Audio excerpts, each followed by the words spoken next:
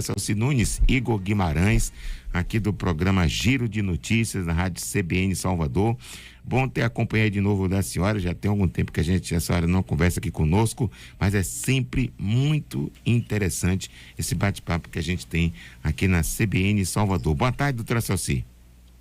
Oi, boa tarde a você, boa tarde a seus ouvintes. Doutora Celci, a senhora teve essa transição, foi um dos expoentes naquela luta que tivemos da pandemia e hoje a senhora assumiu a presidência da Bahia Pharma. Nos fale sobre esse, já tem 2 anos que a senhora está na presidência da Bahia Pharma, não é isso? Não, eu entrei na presidência da Bahia Pharma no dia 8 de março do ano passado, então tem um pouco menos de 1 ano e meio.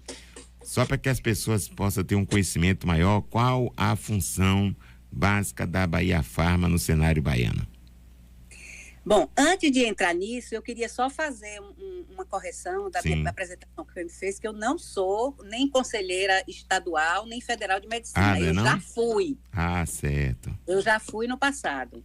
Eu fui conselheira estadual, conselheira do CREMEB por 20 anos e fui conselheira federal suplente por 2 mandatos. Tá certo. Nos fale um pouco então sobre a Bahia Pharma, o trabalho que a senhora vem desenvolvendo na Pharma. Bom, a Bahia Pharma é um laboratório farmacêutico público, faz parte de uma rede de 21 laboratórios no Brasil. E a Bahia Pharma, nós fomos convocadas aí pela secretária Roberta Santana e pelo governador Jerônimo para reestruturar a Bahia Pharma, porque ela estava passando por um momento que não estava tendo nenhum tipo de produção. Nós entramos na Bahia Pharma há mais de 1 ano e estamos tentando requalificá-la do ponto de vista estrutural, do ponto de vista de maquinário, para ela ser uma produtora de medicamentos essenciais para o Sistema Único de Saúde e também de insumos.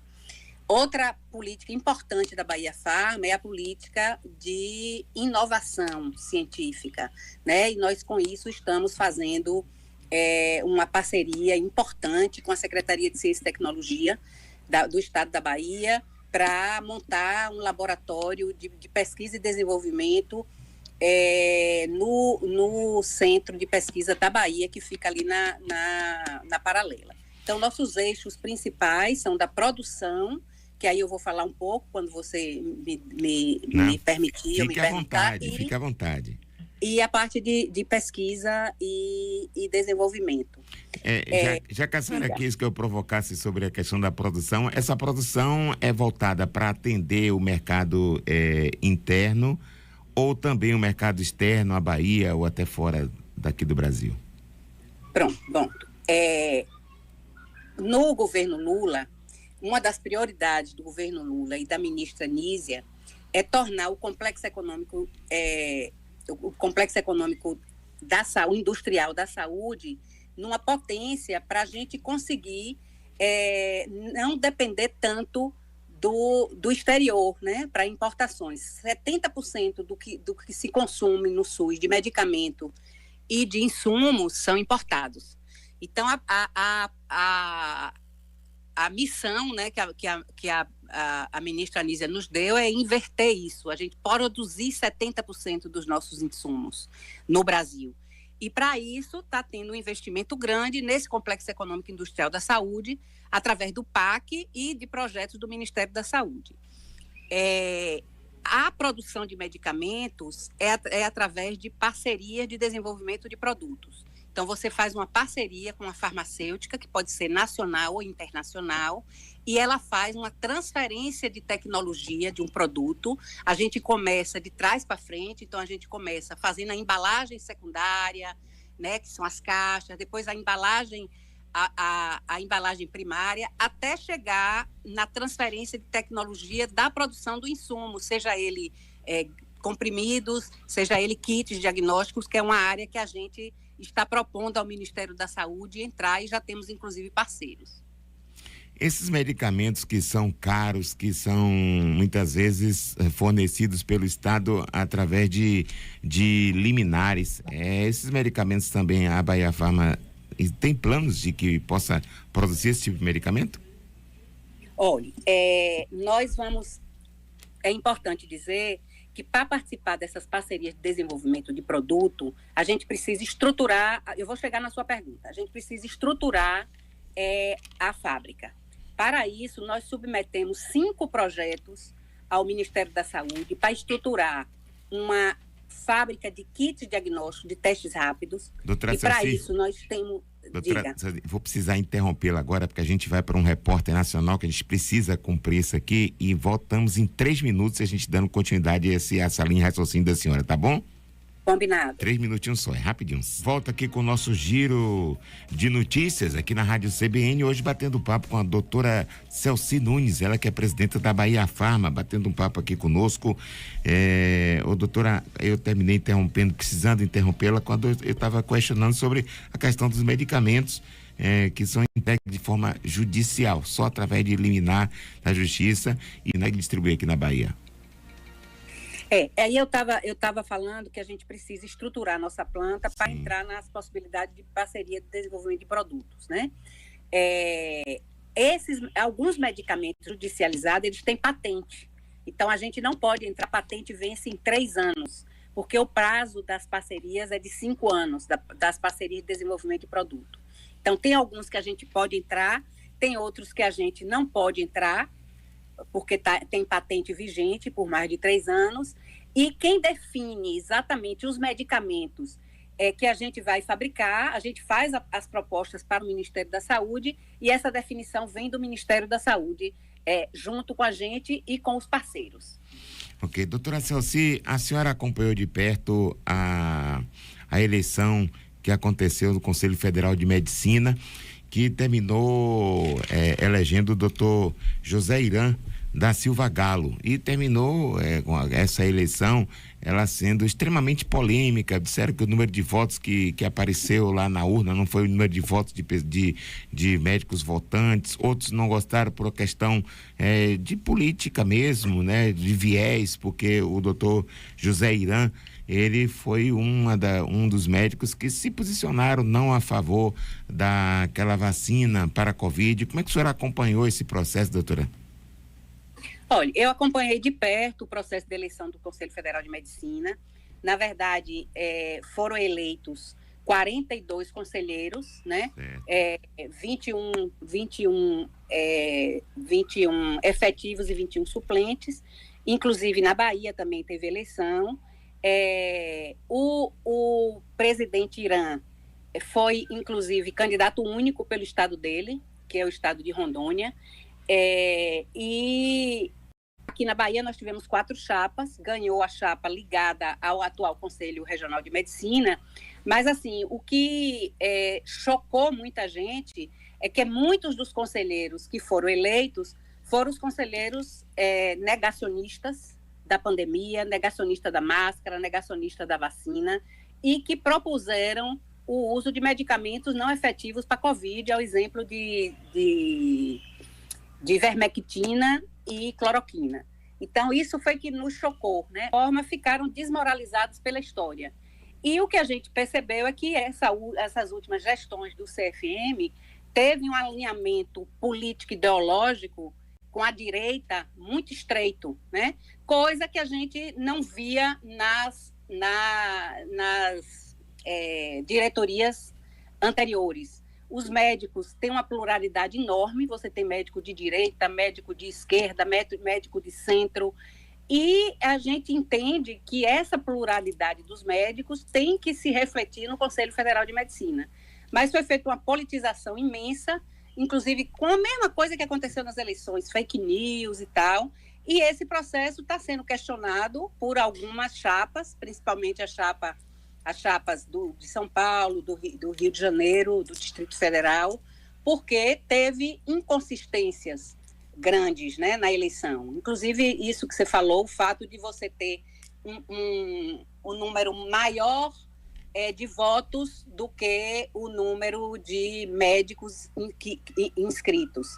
Eles justificam porque alguns médicos têm inscrição em mais de um conselho, mais de um estado, né? Mas, assim, existe muita fragilidade nessa eleição, isso está sendo questionado, mas eu acho que o mais simbólico é a gente ver que os médicos respaldaram o negacionismo. Isso, para a gente, é muito triste. Doutora, a medicina não é uma ciência exata, mas você faz um estudo e eu acho que é bem genérico. Por que é que os médicos se posicionaram desta maneira? Uns contra e outros a favor da vacina. Muitos alegaram que não ficaram a favor porque os laboratórios que propuseram aos governos a vacina, eles não queriam administrar uma vacina que não tinha, que os laboratórios não davam condição e garantia dos efeitos colaterais. E outros tiveram, de fato, só mesmo essa objeção a essa vacina por viés político. Por que ficou tão dividido assim? Olha, eu acho que a direção do CFM assumiu um posicionamento muito ideológico. Essa questão da garantia, isso nunca existiu com vacina nenhuma. E a gente tem vacinas de várias décadas que estão fazendo no Brasil. Então, você não poderia exigir uma coisa para uma vacina que não foi exigida para nenhuma outra. Certo. A vacina de Covid, ela foi desenvolvida muito rapidamente, mas isso também, ela não foi desenvolvida do zero, ela foi desenvolvida em cima de plataformas de vacinas que já existiam. É claro que, devido a uma pandemia, os processos, né, as fases da vacina, elas foram reduzidas das testagens, elas foram feitas uma fase também sobreposta a outra, mas nada que comprometesse o produto em si, né? Foi tudo muito baseado exatamente na ciência. E ela foi mais rápida, obviamente, pela urgência que se necessitava de ter vacina. E a gente está vendo aí, já foram feitas talvez 15 bilhões de doses de vacina de Covid no mundo todo, e se tivesse alguma coisa muito grave associada a isso, isso estava na cara de todo mundo, né? A gente sabe que vacinas podem dar evento adverso, rarissimamente são eventos adversos graves, mas a maioria são eventos adversos muito leves, e o que acontece também na vacina de Covid. Então, teve uma mistificação, ligar a questão das fake news, dessa rede que a gente tem aí, dessas redes sociais completamente desregulamentadas, que as pessoas mentem, distribuem fake news, as pessoas acreditam, às vezes de boa fé, às vezes por ignorância, e a gente vê o que deu, né? Essa questão do próprio presidente da República ser um negacionista da vacina na época, e isso resultou na redução das coberturas vacinais de todas as vacinas no Brasil, que agora é que está se resgatando, chegando a um patamar adequado. Presidenta da Bahia Pharma. Doutora, a senhora acha que a divisão de posicionamento da classe médica começou aqui para o Brasil? Olha, eu acho que não foi só pelos mais médicos. Eu acho que o mais médico é como se tivesse sido uma gota d'água, né? Para esse posicionamento mais à direita da categoria médica. O programa Mais Médico, eu acho que ele foi muito mal entendido pela categoria médica. O programa Mais Médicos e a vinda dos cubanos não tirou emprego de médicos no Brasil. Na verdade, esses médicos cubanos foram para regiões, muitas vezes, que a população não tinha tido acesso a nenhum médico. A gente sabe, eu sou de uma cidade do interior, e os médicos cubanos de Miguel Calmon fizeram muita diferença lá. E quando eles saíram, a população sentiu muito. E não só lá, né? No Brasil inteiro, na Amazônia, em áreas quilombolas, em áreas que os médicos, em geral, não querem ir. Claro que tem motivações, são áreas que você tem uma vida mais difícil, que você tem as unidades de saúde com muito menos estrutura, né? Mas o médico faz muita diferença para uma população dessa, né? É isso que eu entendo. Eu acho que o programa Mais Médicos ele foi, de certa forma, deturpado por uma parcela da categoria e tornou-se, assim, uma coisa que precisava ser exorcizada. Eu acho que isso também levou a essa divisão aí da categoria médica. Doutora Celci Nunes, voltando ao assunto da vacina, os países europeus, eles limitaram alguns países europeus limitaram a 3 doses. Já os países da América do Sul, 5 doses, 6 doses. Aqui tem gente que já tomou dose de reforço, 7 doses. Isso de alguma forma, a senhora como médica infectologista, isso de alguma forma não atrapalha a imunidade das pessoas, não? Qual é o funcionamento? A posição é orientada na Europa e aqui na nossa realidade, que é no eixo do Sul, da América do Sul. Olha, a nossa referência para esse tipo de orientação é a Organização Mundial da Saúde, né? E o Brasil segue o que determina a Organização Mundial da Saúde. A gente sabe que o Covid é um vírus que tem muita mutação, né? Aparecem muitas variáveis, a gente ouviu falar de muitas variáveis, e agora está tendo uma vacina, que é a 6ª dose, seria a 6ª dose, mas na verdade é um reforço para uma variante que a outra vacina tinha uma cobertura menor. Então, é por isso que se tem tantas doses de vacina, né? Na verdade, a gente não foi definida ainda pela ciência quantas doses são necessárias e como isso vai ser feito, né? O Ministério já falou que a vacina de Covid provavelmente vai entrar no calendário como a vacina da gripe, que é uma vacina anual. Isso não tem interferência nenhuma na imunidade em geral das pessoas. Ao contrário, melhora a imunidade para a Covid-19. E a gente está vendo agora, você deve estar ouvindo falar, muitas pessoas de novo com Covid, muitas Sim. pessoas com doença grave. Nos Estados Unidos, teve 900 mil casos em um mês, com internamentos e tal. Então, a vacina, a Covid-19, o SARS-CoV, não é um vírus que a gente possa brincar, né? E eu acho que a referência tem que ser a Organização Mundial de Saúde, não um país ou outro que, pela sua determinação, pela sua população, pela epidemiologia da doença, resolveu fazer diferente. Ok. Doutora, eu quero também saber da senhora o seguinte: a senhora, como uma médica respeitada, como é que a senhora enxerga hoje os cursos de medicina que nós temos espalhados por aí? Olha, eu acho que curso de medicina virou uma coisa mercadológica, né? E a gente tem visto que os cursos de medicina, de 2003 para cá, teve um aumento exponencial de cursos em todos os governos, inclusive no governo Bolsonaro. E tem uma questão: muitos desses cursos são abertos por autorização judicial, que o governo não tem interferência, né? O Programa Mais Médicos, uma outra questão que o Programa Mais Médicos trouxe, era a abertura de faculdade de medicina em locais que tiverem necessidade, faculdades ou universidades públicas, né? E com todos os critérios de qualidade dessas faculdades, né? E se atribui ao Mais Médicos esse aumento. Não é verdade, que a maioria dos cursos que foram abertos são cursos privados, né? E isso é uma coisa do mercado. Existem empresas interessadíssimas, porque você cobra nas faculdades de medicina até R$14 mil de mensalidade, né? Isso é um negócio, se transformou num negócio. Deixou de ser uma profissão de abnegados para poder ser uma fábrica de profissionais, é isso?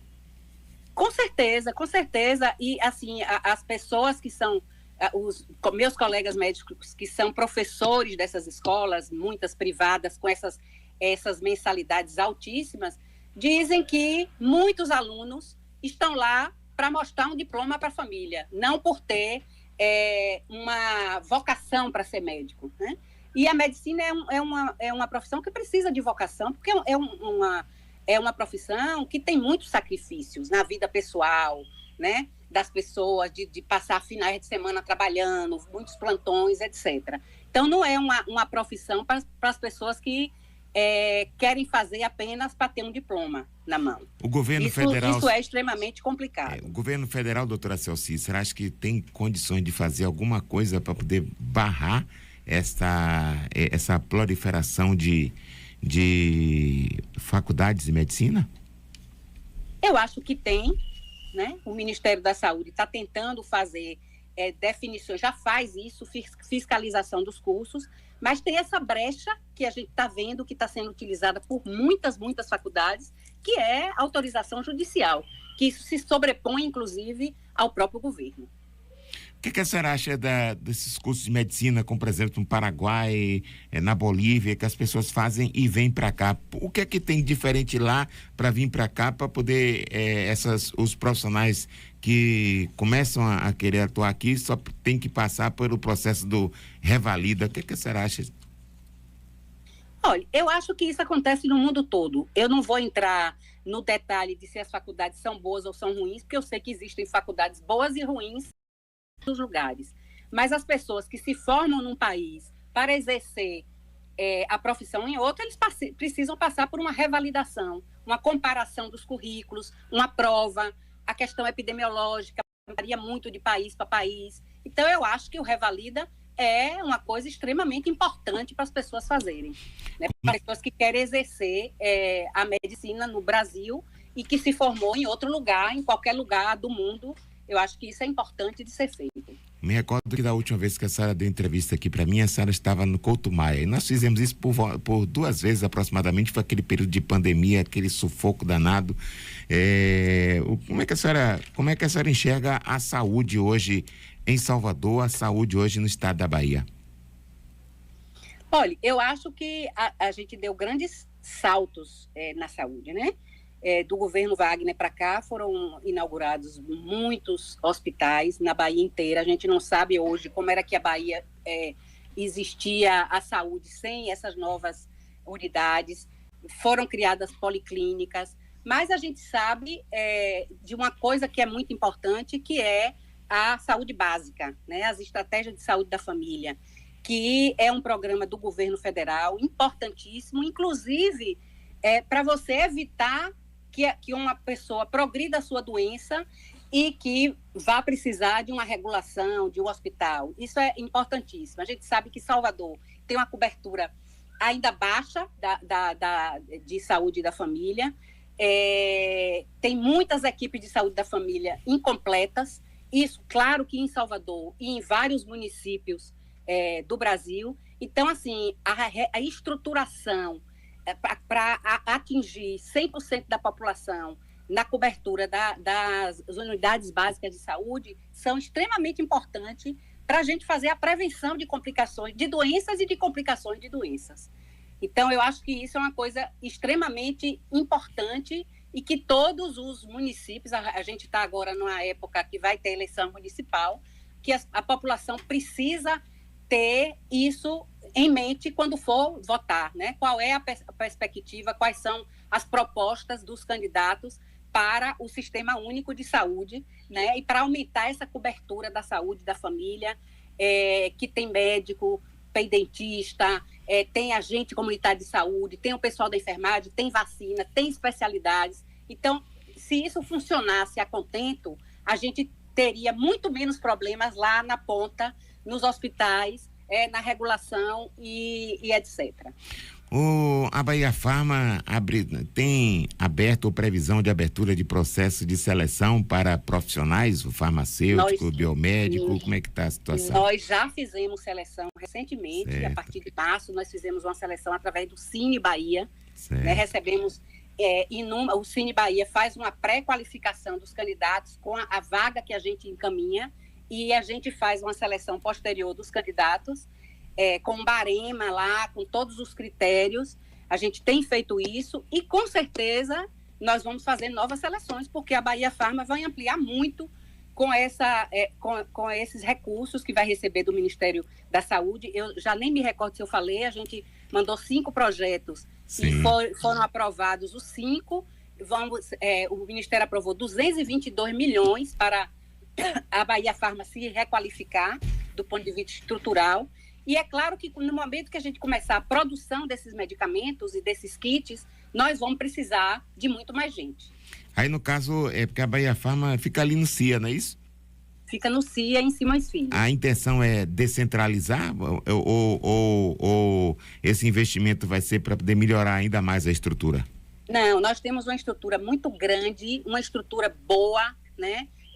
A Bahia Farma atual era uma antiga fábrica de bolsa de sangue, sim, que deixou de existir e que o governo negociou para ser a Bahia Farma. Então, ela tem uma estrutura muito boa e é um parque muito grande. Então, todos esses projetos desculpe, que nós submetemos ao Ministério foi para o lugar que nós estamos.